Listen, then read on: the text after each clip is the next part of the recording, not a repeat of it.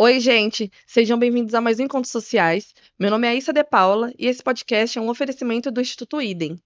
Hoje o nosso tema é sobre saúde e os nossos convidados são Elielton Ramos Soares, gerente de políticas e programas assistência, assistente social da Secretaria de Saúde do município de Osasco, e Dr. Renato Kfouri, infectologista e pediatra. Bom, de formação eu sou assistente social, e aí eu tenho uma pós-graduação em gestão de serviço assistencial e tenho um MBA em gestão de política pública.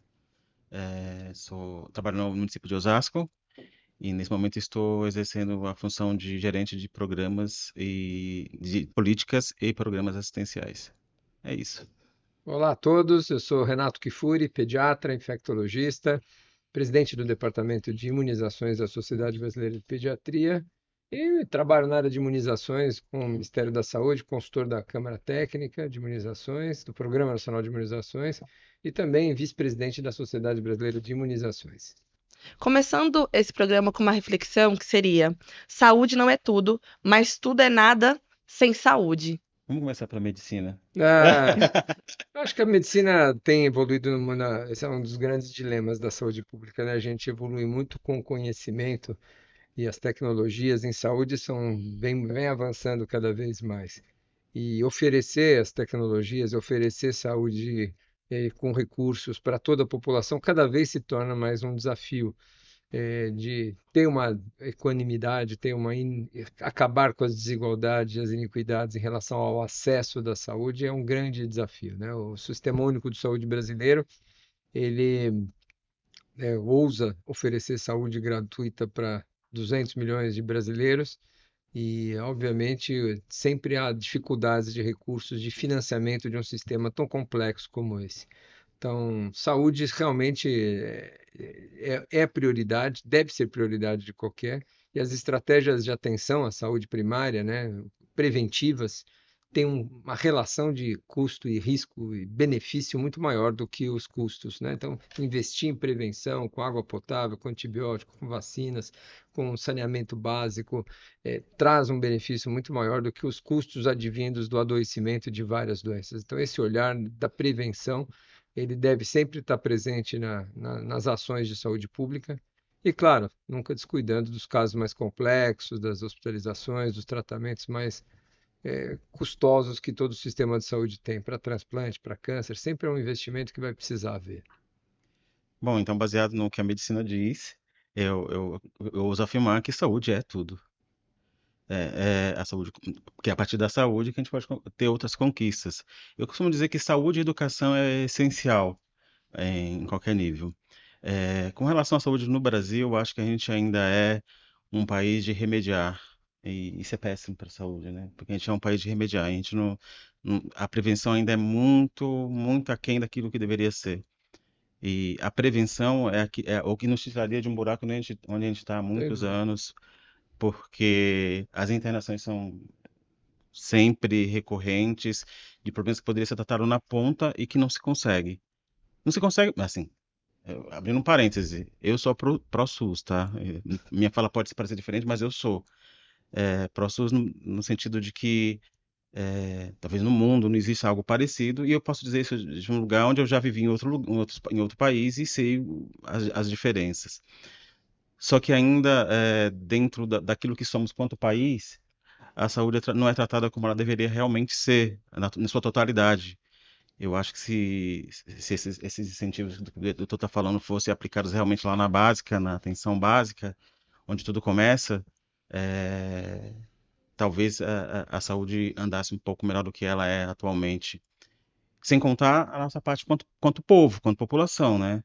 Quando se fala de saúde, a gente está falando de um povo também que também se remedia. E só vai procurar talvez assistência quando está no estágio bastante avançado, hein?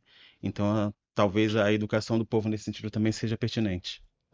Eu percebo, assim, com todas essas conversas que a gente vem tendo, de todos os podcasts que a gente vem produzindo, que tudo está interligado, né?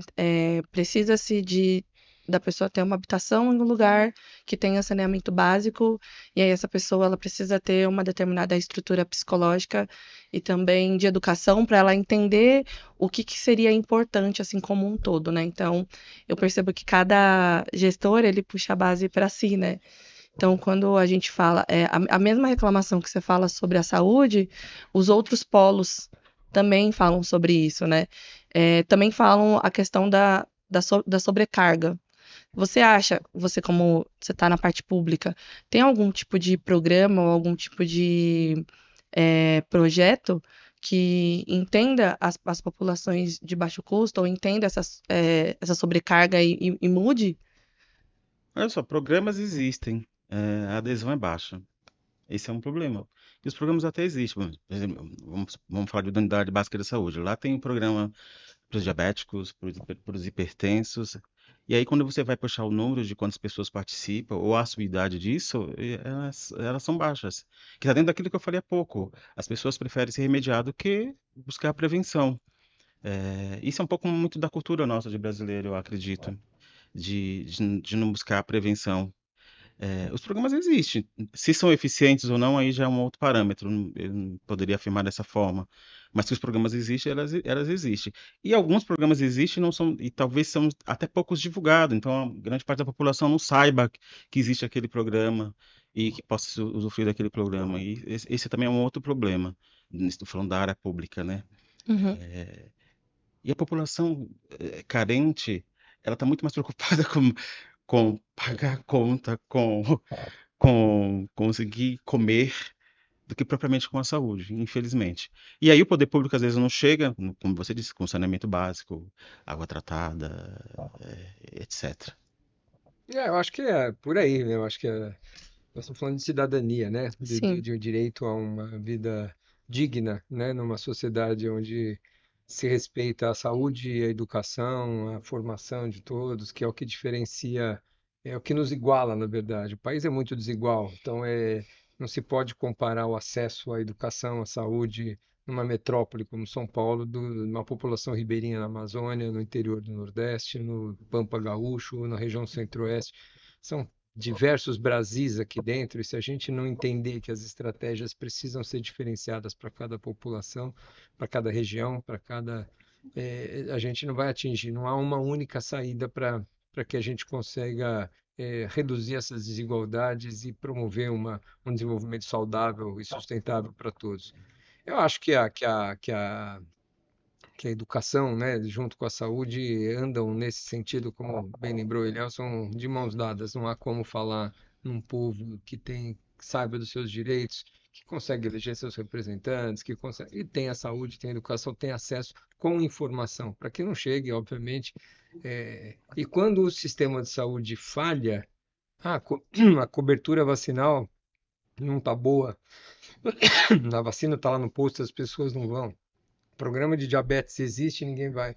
A culpa não é da população, a culpa é do gestor, que não está fazendo direito a sua informação, perdão, que não está trazendo a população para esses programas que estão ali. Então, não, a gente nunca deve colocar nas costas da população o fato dela não buscar a vacina que está disponível, não procurar o programa de assistência. Nós estamos falhando na comunicação, na educação. É esse investimento que precisa começar a ser feito de uma maneira mais eficaz. As pessoas entenderem, né, como é que funciona. Eu acho que isso eu também percebi nas outras conversas, né, que falta um pouco de entendimento e conhecimento sobre aquela situação. Por exemplo, eu queria que o senhor me falasse qual que era a importância da vacinação. A vacina é um divisor de águas. Talvez um dos programas de maior inclusão social que existe no país é a vacina, onde está gratuita para todos, mais de 36 mil salas de vacinas no país. A gente tem um programa de imunizações que completou agora 50 anos, né? Nosso Uhum. Programa Nacional de Imunizações, criado em 73, o ano passado completou, e é um dos programas espelho aí para o mundo, né? Nenhum país oferece tantas vacinas de forma gratuita como o Brasil oferece, numa dimensão continental como a nossa. Como eu falei, com mais de 30 mil salas de vacina, com transporte de vacinas, com acondicionamento adequados, com capacitação de quem está na ponta aplicando doses de vacina, com registro, com de todas essas doses aplicadas, com altas coberturas, com alta adesão, ainda que tenhamos piorado na pandemia, continuamos um país que vacina bem ainda, acima da média. Então, é um programa de muito sucesso e as imunizações, depois da água potável, nenhuma outra intervenção em saúde teve tanto impacto em redução de mortalidade infantil, em aumento de expectativa de vida. Então, as vacinas revolucionaram a medicina. E hoje a gente enfrenta outros problemas. Se a gente, de um lado, tirou as doenças infecciosas como as principais causas de morte, que eram 70%, 80% das pessoas morriam por infecção, morria de sarampo, morria de coqueluche, morria de meningite, morria de tétano. Hoje, o envelhecimento populacional nos joga para as doenças crônicas não transmissíveis. Então, a gente hoje precisa cuidar do idoso, precisa cuidar de quem tem câncer, cuidar de quem tem diabetes, quem tem hipertensão, doença pulmonar crônica. O envelhecimento populacional nos remete, além das questões econômicas, quem que vai trabalhar para Uhum. financiar Sim. essa idade deslocada para cima, que já vive os países de primeiro mundo, a gente tem as questões da saúde. Nós não envelhecemos bem no nosso país em termos de qualidade de vida. Mas você acha que essa qualidade ela está empregada é, em outras questões, como falta de determinadas coisas relacionadas à política pública, ou Tudo, você acho acha... que é tudo. A gente não tem uma previdência para que suporte os gastos que a saúde do idoso leva, nós não temos tratamento adequado, nós não temos reabilitação adequada, nós temos instituições de longa permanência adequada para o país que envelhece, nós temos nem médicos formados para tratar idosos geriatras, é uma quantidade muito pequena em número do país, dos idosos que o país tem, a quantidade de médicos por idoso é muito baixa, desproporcional. Então a gente tem, quando eu digo que nós envelhecemos mal, nós envelhecemos sem prevenção, nós fazemos diagnóstico tardio, nós não controlamos nossos diabéticos, então nossos idosos, eles acabam ficando com autonomia menor, eles chegam a uma alta idade dependentes, não têm sua autonomia preservada, muitas vezes precisam de locomoção, muitas vezes têm saúde mental afetada, tem questões de demência cada vez mais acentuadas, muitas vezes preveníveis, né, por estratégias que podiam ter começado muito antes. E as vacinas também, ó. Do ponto de vista do serviço social, desse meu quadrado, eu vejo isso que o doutor está falando, é uma coisa que me preocupa bastante. É uma bola de neve que eu tô vendo que ela tá crescendo, tá crescendo, tá crescendo. É.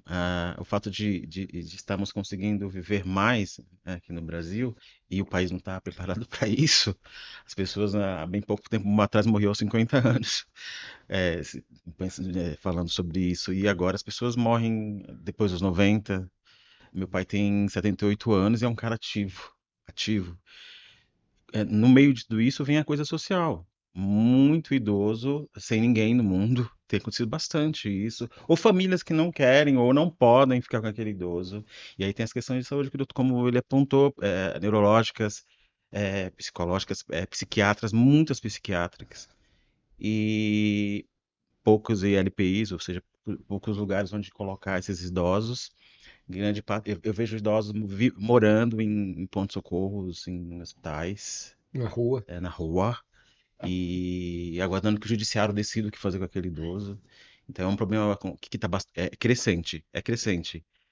Vai chegar um momento que as políticas públicas têm que se atentar para isso e o que fazer com isso. Eu acho que as luzes vermelhas ainda não acendeu para o poder público no geral, que isso como eu disse, é uma bola que eu estou vendo que está crescendo uma hora, ela explode, e aí e o que faremos? De novo, vamos lá para o remediar. Ou devemos prevenir e vamos lá para o remediar no futuro. Entendi. Realmente. Agora, falando um pouco mais sobre o município de Osasco, você que é consciente, entende essa parte, essa causa, quais são os projetos que desen- que estão sendo desenvolvidos lá?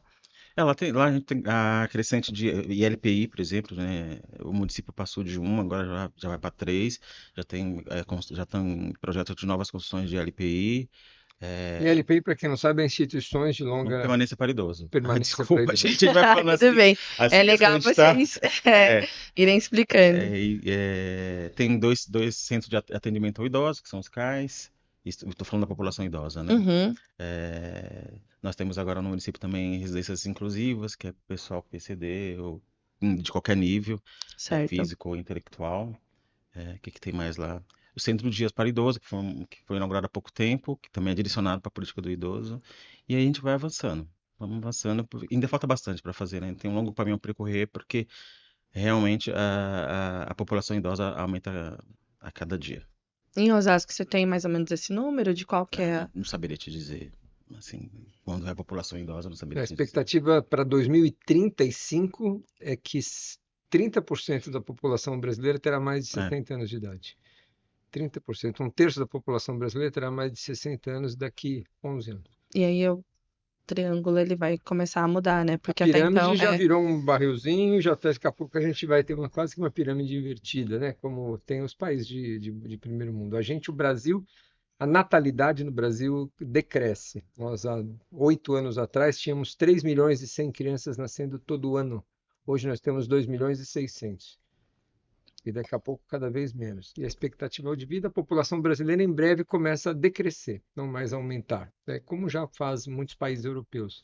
A Itália, a França, a Alemanha, a Espanha, a população diminui ao longo do tempo. Quer dizer, nasce cada vez menos, morre-se cada vez mais tarde e, consequentemente, você vai tendo uma população que não cresce. E cria problemas previdenciários, sociais, de mão de obra, econômicos. econômicos, né?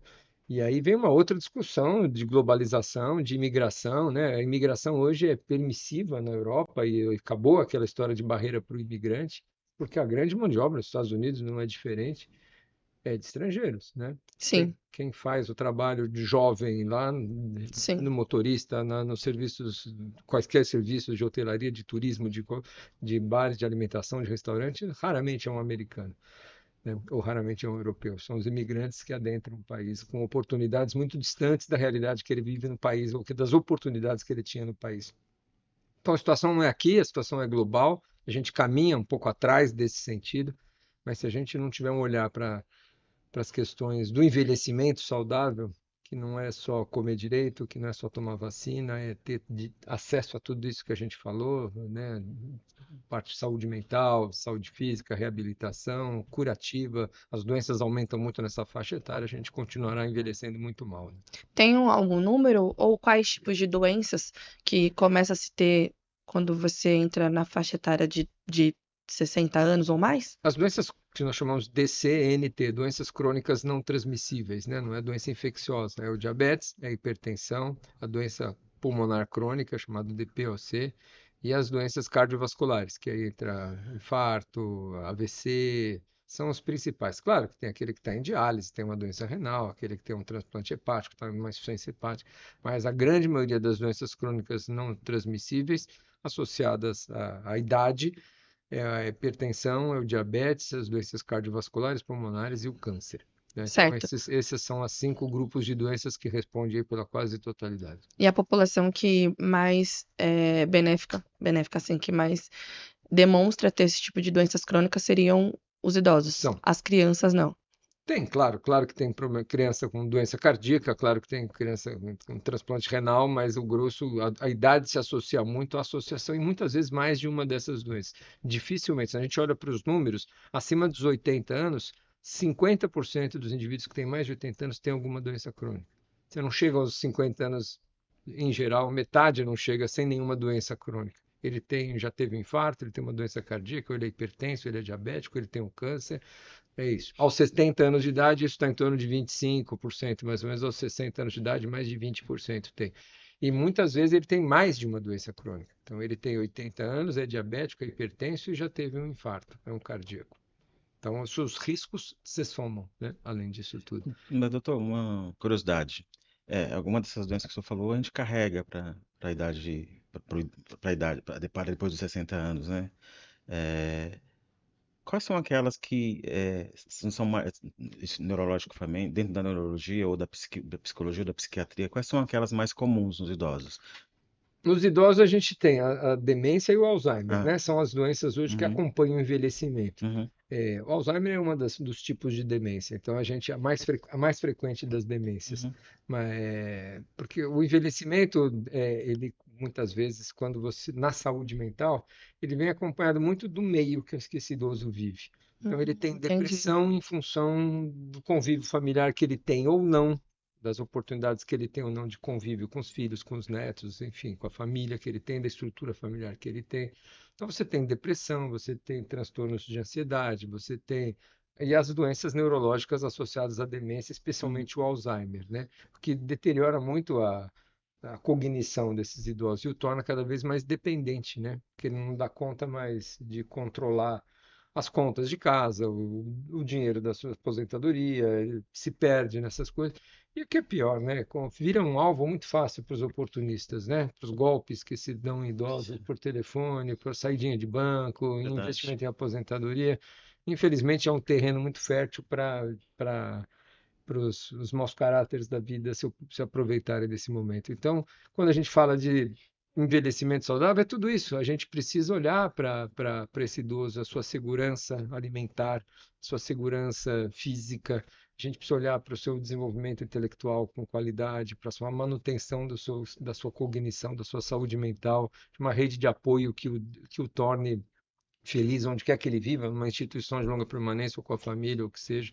Então, tudo isso é envelhecimento com saudade. A polimedicina, né? Quantos medicamentos esse idoso precisa tomar e muitas vezes ele não tem acesso. Ele toma metade da dose porque ele só tem 10 comprimidos, ele tem que tomar um mês todo e não consegue comprar, então ele toma metade, Ou né? tem também alguma dificuldade, porque o medicamento às vezes pode não ter um valor tão acessível assim, né? Tem Mesmo que também essa os questão. programas de farmácia popular, que existem várias estruturas Sim. que procuram auxiliar, mas nem sempre isso chega a todos, né? Então, eu acho que esses mecanismos que precisam ser fortalecidos no acesso à saúde para esses indivíduos é fundamental para a gente envelhecer com qualidade.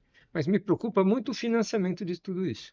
Quem que vai financiar a É verdade. aposentadoria, né? Quem? Hoje a gente aposentou até ontem aos 60 anos de idade com uma grande massa trabalhadora. Hoje essa massa trabalhadora cada vez diminui, o indivíduo vai precisar ser sustentado aos 70, 80, 90 anos de idade. E quem vai financiar esse sistema? Quem vai Mas contribuir para a Previdência para sustentar?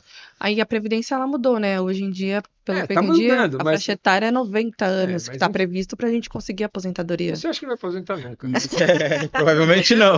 Não. Mas você está entendendo o que ele está dizendo? Que Sim. cada vez mais tem menos pessoas com a sua idade na sociedade Contribuindo, né? produzindo, contribuindo para poder. Com desemprego em alta, com Você trabalho entendeu? informal em alta, que não É esse, contribui nada, e também é tem isso isso. tudo, né? Não é só o trabalho, Exatamente não é isso. só o trabalho, é a informalidade também, contribui para não contribuir. Exato. Exato. É uma nova geração com outro olhar completamente diferente, né? Até para a questão de filhos, você vê que aquela geração dos anos 90, são pessoas que tiveram mais de um, ou dois, três, quatro filhos. É, Hoje em dia, não. Eu e tenho olhe 30 lá, né? anos e eu não tive filhos e eu confesso que eu não penso em ter filhos. É.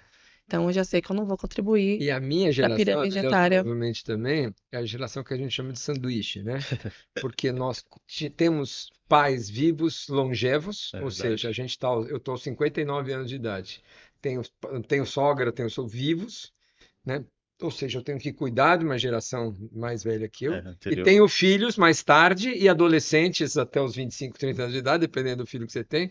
Ou seja, você ainda é provedor e cuida de uma geração para trás e uma geração para frente, né? No passado, quem tinha 60 anos não vivia É mais do que verdade. isso, né? Então você e os filhos eram mais independentes mais cedo. Então essa geração da minha idade em especial chamam de geração sanduíche justamente por isso, porque ela está ali prensada entre duas gerações que dependem do seu sustento. Seus filhos que ainda não ganharam autonomia e seus pais que continuam vivos, graças a Deus, né? Graças ao envelhecimento. Então, mas com todas as restrições de quem tem 80, 90 anos de idade. E aí eu posso falar uma coisa muito, muito grave nesse sentido. Partindo do que você disse pra gente agora, com relação de não ter filhos ainda e pensa em Sim, não ter. Nós tivemos filhos. E aí a atenção que a gente dá para nossos pais é baseada na nossa experiência também como pais. sim. Se vocês não têm, essa geração nova, muitos pensam igual a você, bastante. E aí a relação com os pais de vocês não tem essa experiência que eu e ele tivemos com nossos filhos para dizer, poxa, foi isso que meus pais passaram. Tá entendendo no Sim. sentido do cuidado? Hoje eu escuto muito nos atendimentos, eu não consigo cuidar da minha mãe. Aí eu fico, para mim, pela minha experiência de vida, eu acho assim, mas como não consegue cuidar da sua mãe? Mas porque a experiência que ela teve de vida não chega até ali. entendeu? E aí é muito isso. E hoje o número é absurdo de idosos que a família diz: eu não consigo, sinto muito, eu não consigo cuidar. E a E prefeitura, ela tem um local que ela, quando essas pessoas chegam a te procurar, qual que é o tipo de triagem que você faz? é um caminho longo. Porque, primeiro, existe um Estatuto do Idoso que prevê todos os Sim, direitos que ele tem. sim, Baseado nele, ele tem direito a estar com a família dele. Se a família diz que ele que não pode cuidar dele, aí a família tem que explicar lá para o judiciário por que que não pode. certo. Por que que vou tirar esse direito dele de conviver com a família? E é um processo longo, até chegar o momento de fazer a institucionalização, que é aí nas LPIs, como eu te falei, nas instituições de longa Uhum, permanência para idoso. Mas é um caminho longo, às vezes. Exceto aqueles que já chega até a gente, não tem realmente mais a família, a gente não acha mais a família. E aí, esse não, mas aquele. E acontece muito, gente. Acontece muito, quase todos os dias. Por exemplo, tem um idoso lá, que sofreu uma queda, foi hospitalizado. Tá lá no pronto-socorro, a família fala: não vou tirar, a gente não vai retirar, porque a gente não consegue cuidar dela em casa. Todo mundo trabalha, quem vai fazer o curativo? E aí entra nessas questões judiciais. Não digo que é compreensível, mas é justificável que as pessoas, para sustentar os seus filhos, precisam daquele trabalho, não podem deixar de sim, trabalhar, não vão ganhar uma licença, porque não são nem Isso é fato. empregados registrados. Como é que sim, ele vai deixar de trabalhar e trazer o sustento naquele dia para casa, ficar cuidando de quem quer que seja, seja de um filho, seja de um pai, seja de um Uhum. avô, seja de um bisavô? A estrutura social para hoje, para atendimento a essa situação é muito ruim, né? sim. Para uma população de mais vulnerabilidade. Aí, de novo, nós É, estamos falando num centro, nós estamos dentro num centro comercial de São Paulo, num ambiente muito protegido e numa situação muito conveniente. Mas o Brasil não é isso, né? não, não mesmo. Eu venho de periferia, eu até falei isso no podcast anterior, que o meu bairro ele tem mais ou menos em torno de 30 anos e a UBS ela chegou para nós há 2 anos. E ainda assim a gente não tem todos os médicos disponíveis que a gente precisa, que é Especialidades. necessidade básica, que é um dentista, um ginecologista, acredito que um psicólogo, Pediatra. um pediatra. É sempre um clínico geral, que aí você passa com aquele clínico e aí ele tem que atender todas as demandas possíveis e inimagináveis. E aí acaba passando vários tipos de doenças, que seja Claro. crônica, ou que seja psicológica, ou que seja até infecciosa, né? Porque Isso não dentro de tem São o Paulo, hein? atendimento. É, Nós não estamos tem o falando do atendimento. município de Você São Paulo. Sim, imaginou isso? É, Dizendo que você está falando da cidade mais rica do país? é. é. Tudo bem que é na periferia, mas você está falando dentro da cidade de Isso, eu São estou Paulo. É, falando dentro da cidade de é São isso. Paulo. Imagine no interior da Paraíba, ou quem sabe no interior de Brasília, nas cidades satélites. É muito difícil o Brasil como um todo, né? O Brasil é muito desigual e essas desigualdades se acentuam demais, né, nesses cenários. A pandemia e qualquer outro problema de saúde acentua demais a desigualdade. A pandemia foi o clássico, né? As crianças ricas, né? Não frequentavam a escola, tinha que ficar com a escola fechada, mas tinha aula online, tinham computadores modernos, tinha É professores, verdade. tinha tudo, né? Realmente a As gente teve pobres um perderam, apagão. as crianças pobres perderam sua Sim, segurança alimentar, ficaram vítimas de violência doméstica, não tiveram internet para ter aula nenhuma, e quando tinha aula não pegava, a aula era de má qualidade também.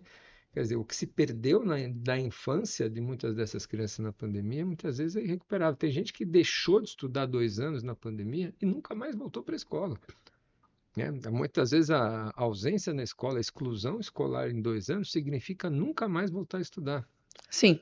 É realmente, porque você perde E aí o... acaba se inserindo no mercado de Sim, trabalho, é um adolescente que perdeu o ensino médio e aí vai precisar colaborar com o sustento da família e não volta exata, mais a estudar. E você exatamente. entende, tem tudo que a gente está adentrando em outros assuntos, não diretamente ligados à saúde, mas Mas você entende que é saúde. é ligado, É, É exatamente. legal. é ligado. No meu bairro, a gente teve um diretor que ele pegou uma escola e ele fez uma mudança na escola. E lá é um ensino integral. E aí, a minha irmã, ela traz pensamentos que, como eu não tive ensino integral na minha época, e o meu ensino era diferente, que é bem bacana, né? A questão da estrutura. Quando você pensa na estrutura e o que que você faz com aquele jovem quando você entende que ele tem que ter conhecimento estrutural de vida. Então, a minha irmã, ela tem aula financeira, então, às vezes, ela até me acentua sobre a questão financeira, ela tem a aula de vida, e aí, na aula de vida, ela me falou sobre a importância da questão da saúde, ela fala sobre as questões do bairro. Então, aí, exatamente, a gente não está necessariamente falando de saúde, que é saúde, mas é toda uma junção de coisas, né? Aquilo É que eu isso. estava abordando no começo. Para aquela pessoa ela ter um entendimento, ela tem que a saúde é importante, ela tem que estar numa casa, que aí ela não pensa na habitação. É isso aí. Aí ela tem que ter um lazer, porque aí ela vai também. Exato, Enfim, é uma coisa exato, interligando a outra, né? exato. Você falou sobre a Covid, eu queria te fazer uma pergunta específica. Se você acha que a mudança da nossa pirâmide etária, ela tem também a ver com a Covid, porque até então muitas pessoas morreram, e aí não sei se os casos foram mais de É, idosos ou é. de adultos. Ela mudou, mas eu acredito que temporariamente, né? A Covid diminuiu muito a nossa taxa de natalidade, as pessoas ficaram com receio de ter filhos durante a pandemia, então teve uma queda mais brusca do que já se vinha caindo, e nós tivemos uma mortalidade, a expectativa de vida caiu em 1 ano e meio, né? Nesses 2 anos de pandemia, fruto das mortes, das mais de 700 mil mortes, acima do esperado, né? Acima do que se morria normalmente, foram 700 mil mortes a mais, porque os infartos continuaram acontecendo, os Sim. atropelamentos Sim, continuaram acontecendo, os AVCs, morrer de 95 anos de velhice continuou sim, acontecendo, os cânceres continuaram acontecendo, ou seja, nós somamos nesses 3 anos mais 700 mil mortes, o que fez com que a expectativa de vida, pela primeira vez, que a gente vinha ano a ano subindo, o brasileiro está vivendo agora 74, a média é 75, a média é 75,4, a gente vinha progredindo, então a gente caiu praticamente por 2 anos, 1,6 na média, nesses últimos anos da pandemia, fruto desses óbitos acumulados pela Covid-19. Então, houve uma desorganizada em qualquer tendência, não foi só no Brasil, foi em todo lugar do mundo, aqui não é diferente. Mas a gente começa a voltar aos patamares pré-pandêmicos. Nada que outra pandemia não possa abalar a gente de novo, né? A dengue está aí para mostrar que o futuro está por aí também. É claro que não com tantas mortes como a Covid-19, mas é uma doença que impacta a qualidade de vida de todos. Então, quando a gente olha para a Covid-19, que ela representou em termos de expectativa de vida, quando a gente fala em expectativa de vida, é quem nasce hoje. sim. Se você tem um filho hoje, aquele que você não quer ter, mas resolveu ter um filho, e ele nasceu hoje, em março de 2024, a expectativa média, se ele for menino, ele vai ter uma expectativa de 74 anos, e uma menina vai ter de 75, qualquer coisa. É a média do que vive um brasileiro que nasce hoje.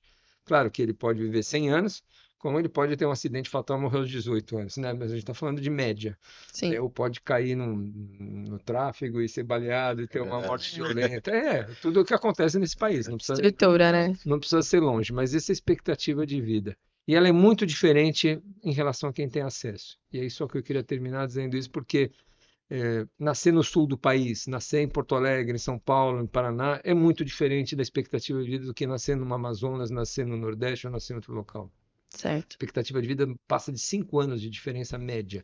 As pessoas morrem 5 anos mais cedo em regiões pobres do país do que, de novo, eu estou falando de média, né? Não é que alguém aqui vai morrer antes ou depois, mas na média a expectativa de vida é 5 anos menor em quem nasce em lugar pobre do que nasce em um lugar rico. Então, tudo vai para as desigualdades. É muito diferente, é muito o acesso à saúde, acesso à medicação, acesso a terapias, o acesso ao lazer, o acesso às oportunidades, acesso ao trabalho. É muito diferente, é muito desigual nesse país. Então, se a gente vê desigualdade dentro de São Paulo, na periferia de São Paulo e na Sim. região da Paulista, imagine num país tão grande como o nosso. Sim. Nosso papo tá muito bom, mas antes de finalizar, eu gostaria que você falasse a sua rede social, onde a gente consegue te encontrar. Bom, eu tenho uma rede social que é o Instagram, o @Renato Kifuri, Kfouri. Tem um podcast também, aliás, convido todos a acompanharem, que chama R3K Oficial. R3K é parceria com a minha colega, a doutora Rosana Richman, dois infectologistas que falam muito de saúde, em diversos temas também. R3K Oficial. E você, Elielton, tem um site da Secretaria Pública de Osasco? Qual que é a sua rede social também? Bom, existe o site da Prefeitura de Osasco, lá onde se encontra todo e qualquer serviço que possa ser usado no município, né? É www.prefeituradeosasco.com.br. A minha rede social é @Elielton Ramos, mas é bem difícil de achar. Se escreve muito estranho. Mas enfim, minhas redes sociais seriam essas. E E eu queria só, para terminar, Pode no seguir. gancho ele falando sobre Covid. Do ponto de vista do serviço social, a Covid foi uma espécie de bolha, entendeu? Um- Uma espécie de, vamos dizer que são 2 anos para você fazer Uhum. um tratamento. Você ficou 2 anos sem ir no tratamento. Só que nesses 2 anos surgiram várias outras pessoas Sim, com a mesma doença que você. E aí, na volta, o sistema de saúde público não comporta todo mundo. o acúmulo de casos. É, não comportava todo mundo. Ainda estamos vivendo esse processo ainda, tá? Não, e mais do que isso, esses que deixaram de fazer diagnóstico de câncer nesses É, 2 anos de pandemia, porque não fizeram seus exames preventivos, que não fizeram isso, cânceres continuavam acontecendo. Eles chegam 2 anos depois com um diagnóstico de uma doença mais avançada do que avançada. eles teriam. Então a gente acumula agora os cânceres que apareceriam e que ninguém viu em 2020, 2021, começa a ver em 2022, 2023, 2024, os novos que apareceram e os E velhos os que não velhos, reconhecemos em exato. estágios mais avançados. Então tem uma, vamos dizer, tem um atraso, uma recuperação de sistema de saúde como um todo que a gente, eu acho que está começando a melhorar, dar uma clareada agora, voltando tudo mais ou menos às incidências e padrões normais. Mas os 2 últimos anos foram muito Foi. pesados porque se acumulou todos esses casos não diagnosticados durante a pandemia, né? Porque todo mundo ficou com receio de frequentar a unidade de saúde, fazer exames. Tô bem, né? Para Periódicos, que que eu né? vou fazer exame Eu agora? percebo que isso ainda é até hoje, né? Eu ia até te perguntar sobre o checklist. Se nós brasileiros, a gente já não tem essa tendência de ir para o hospital de uma forma, tô bem agora, mas vou para o hospital só para saber se tá tudo bem mesmo. A gente já não tem Essa essa, cultura. Cultura. isso. Se a gente tivesse, você acha que as doenças crônicas elas diminuiriam? Eu não tenho dúvida, não tenho dúvida. Na verdade, não é nem ir para o hospital, né? A gente tem que ter uma atenção primária para não chegar no Exato. hospital, né? Exato. Você tem que ter uma assistência na unidade básica de saúde que reconheça os diabéticos, hipertensos, os exames periódicos que não são caros. Ninguém está pedindo para você fazer uma tomografia por ano, né? Ninguém está pedindo para você fazer uma ressonância magnética para descobrir um tumor. O básico, você fazer uma glicemia, medir sua pressão, saber se você é diabético, saber se o colesterol está alto, orientar alguém que te fala que você precisa caminhar, que você precisa perder um pouco de peso, que você precisa fazer uma atividade física. Se eu fiz um eletro, você tem e aqueles que estão alterados encaminhar para os exames mais especializados. Isso resolveria, como melhor falando, muitos casos que vão terminar lá num infarto, numa UTI, passando 2 meses numa UTI, e ele nem sabia que era hipertenso, que era diabético, tinha o colesterol alto. Fumava, não era diabético e não sabia, não fazia atividade física nenhuma, não gostava lá das suas cachaças, e vai parar numa UTI. E não teve oportunidade de ninguém falar para ele: olha, emagreça um pouco, larga o Beba cigarro, menos. beba menos, faça uma atividade física, controle seu diabético, toma esse remédio para sua pressão. Ele ia evitar, né, com coisas simples, que é a prevenção através, não precisa nem de check-ups sofisticados. Check-ups sofisticados é para o rico que pode pagar, que faz um monte de exame, faz uma coisa, Sim. faz um gasto na saúde suplementar, às vezes até mais caro do que suporta o sistema de saúde suplementar. Então, esse tem um acesso a muito mais. E aí acaba, lógico. Tem gente que os homens em geral falam: eu não vou procurar, senão eu acho. Né? É, Não é tem essa verdade. conversa? É, o Mas meu se você pai achar, é você assim. cura, né? É, Se você achar, você cura. Essa é a Há tempo. diferença. Você acha, Há há tempo. tempo você cura, é Exato. verdade. Se você achar, você cura. Se você nem procurar, nem essa chance você tem. É verdade. tá. Já estamos chegando próximo do seu horário, que eu sei que você tem que ir embora às 3. Eu gostaria de agradecer a presença de vocês dois. Foi um bate-papo muito gostoso e muito bom. Eu gostaria de agradecer a todo mundo que está assistindo esse podcast. É um podcast bastante importante, porque a gente está tratando de assuntos muito importantes, né? Siga as redes sociais dos nossos convidados, as nossas redes sociais e até um próximo encontro. Obrigado pelo prazer, Obrigado pela obrigado pela oportunidade. Foi um companhia. prazer Prazer foi meu. conhecer. Muito obrigado.